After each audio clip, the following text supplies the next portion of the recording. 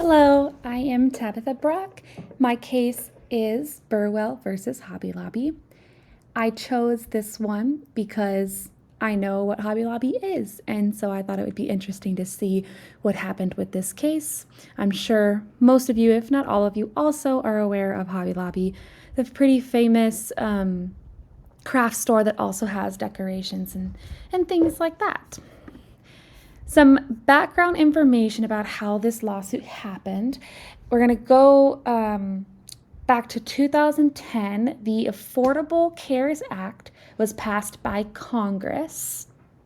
In the act, the Department of Health and Human Services said that certain health care plans need to cover preventative care for women.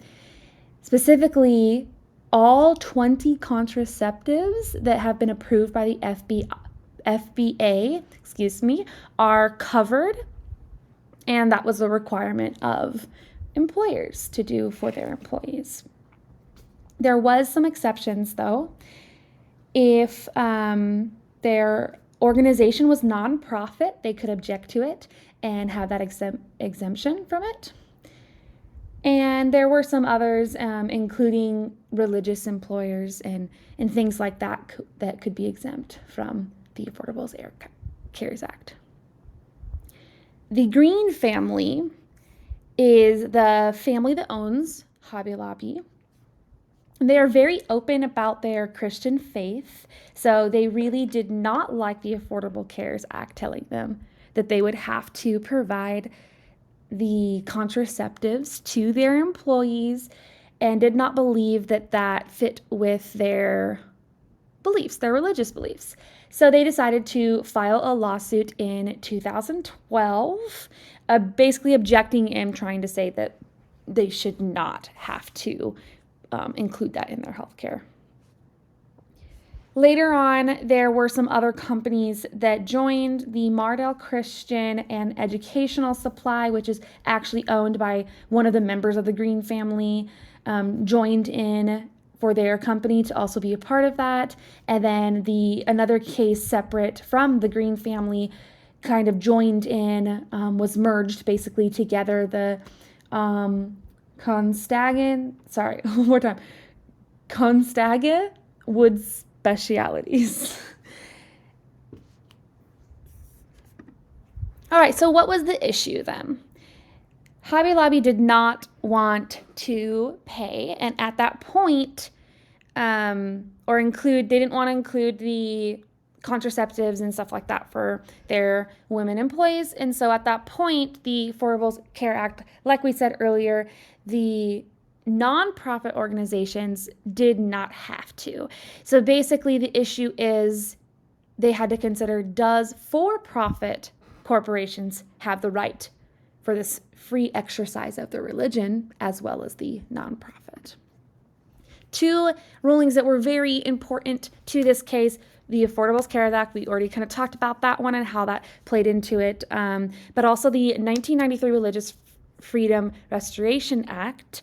And in this one, this kind of played into how Hobby Lobby believed that it was their right to exercise this religious belief around their health cares. So the RFRA said that it prohibits the government from basically burdening a person's exercise of their religion. And that part of it was very important to the case because they had to consider, what exactly did persons mean?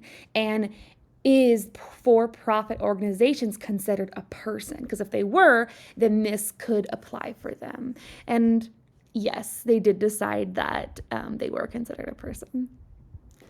Also, a part of this act is that the burden has to be least restrictive.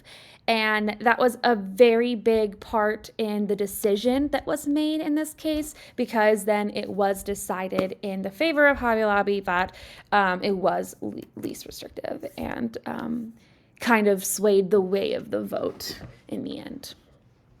Application, I kind of already covered this part actually, kind of just going through how these rules had an influence on Hobby Lobby and what went about in their lawsuit and why they did that. So let's keep going into the conclusion. So what happened with that? They decided that yes, for-profit businesses do have the right, because they couldn't really find a distinction between the nonprofit and the for-profit. They decided that both of those could exercise the right. So Hobby Lobby basically won in the end and are able to not provide that in their healthcare plans for their employees. All right, I am going to decide in my paper to kind of throw my opinion in this one because I kind of did know a little bit of the background with Hobby Lobby and their religious beliefs. And in my opinion, I understand that the rulings have to go based off of previous laws and things that are already in place. And so that is ultimately where the final conclusion of the case came from and the ruling came from. But I think that it should not be the choice of the organization or the employer. Should be the option given to the employees. And to me, it's really a distinction between for the business, this is a business matter, covering the health coverage of the employees, versus a personal matter, the beliefs of the people who own the business. So for me, in my mind, I think that that should be separated and it shouldn't have been in favor of Hobby Lobby because the employees deserve to all be offered that healthcare option if it is within their own beliefs. And that is my belief, I guess.